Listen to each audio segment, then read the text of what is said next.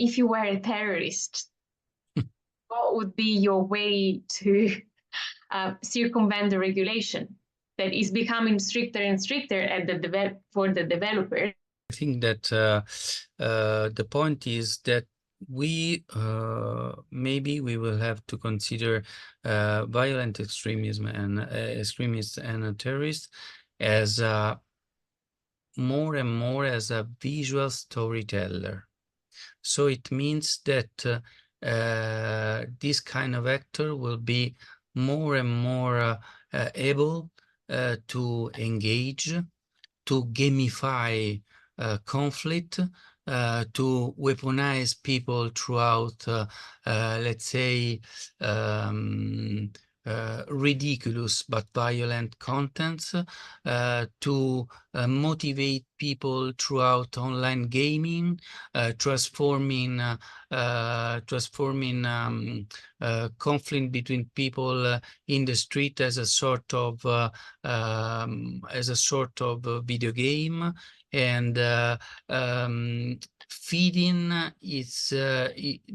the narratives more and more by dystopian vision of life that are more and more fictionable. So something that you can see represent in media. I think that the visual threat is the point, because the technology now is able to create copies of reality, or to create a new reality, which is which can be perceived as something natural, as the reality in terms of life, and or represent the future in the same way. So can make possible that people have a disintermediated representation of their potential future in a very threatened way. It means that in this way, malicious actors can push the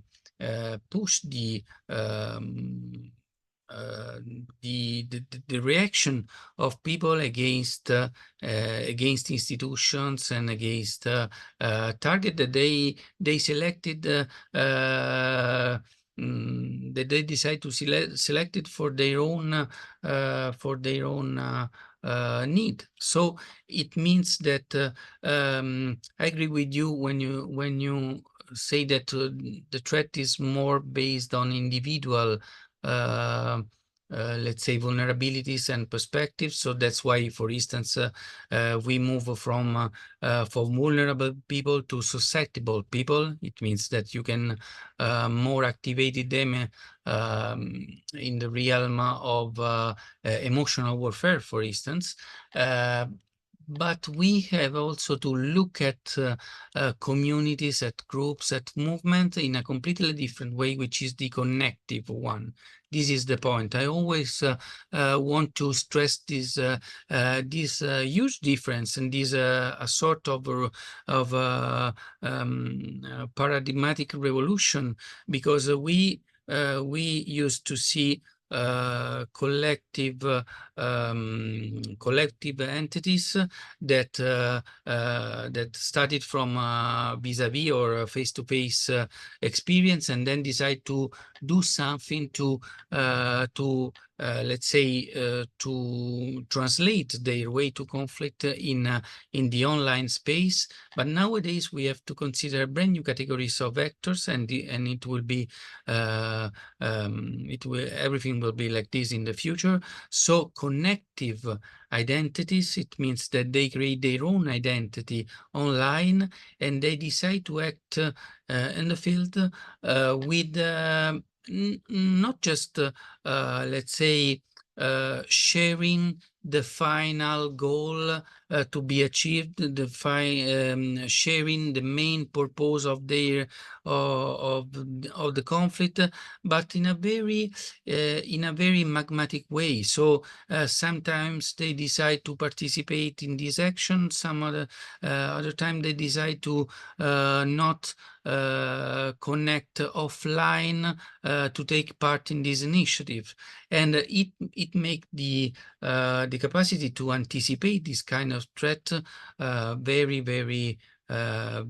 difficult, very hard in terms of indicators, and it means new perspective in risk assessment, in threat assessment, and in all the fields connected to the capacity of strongly understand the nature of malicious and or hostile entities.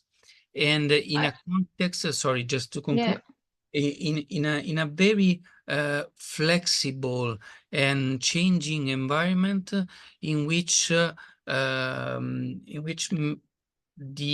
DNA of well-known actors can change because of the opportunity to attack, because the opportunity to engage new audiences. So in a very adaptive environment from the point of view of criminal actors in general, but violent extremists and terrorists in particular.